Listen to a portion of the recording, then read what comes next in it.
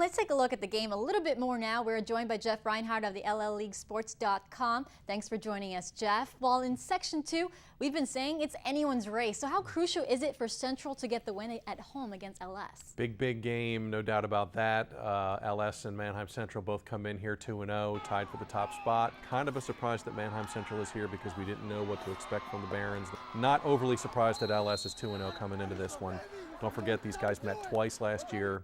Pioneers picked them off both times, including in the district quarterfinal. So, you know, Manheim Central wants a piece of LS in this one, and this is a really big game for a leg up in Section 2. Don't forget, LS gets garden spot next week, so it's not going to get any easier for those guys.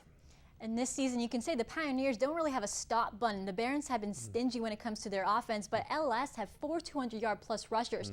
How do the Barons approach that big threat?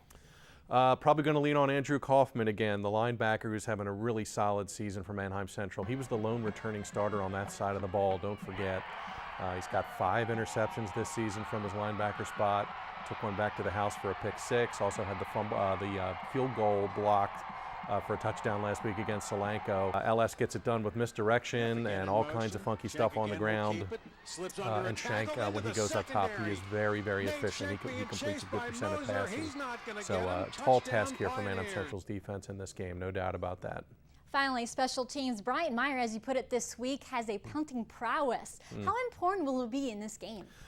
Big time. In a game like this where you got a couple of high-powered teams, it's going to come down to something small, intangibles.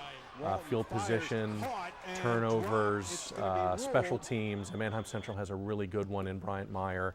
3rd-ranked punter in the country by Cole's kicking camps. He could probably end up at a D1 place punting before it's all said and done.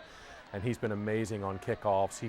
Basically every kickoff goes through the end zone, and he makes teams go 80 yards, single-handedly. So look for special teams to be very important in this game.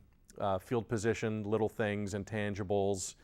And Manheim Central's got a kid who can do it in Bryant Meyer. Keep an eye on him. Thanks again, Jeff. As always, it's a pleasure. And you can always check Jeff out and what he thinks about football on his blog, LLLeaguesports.com.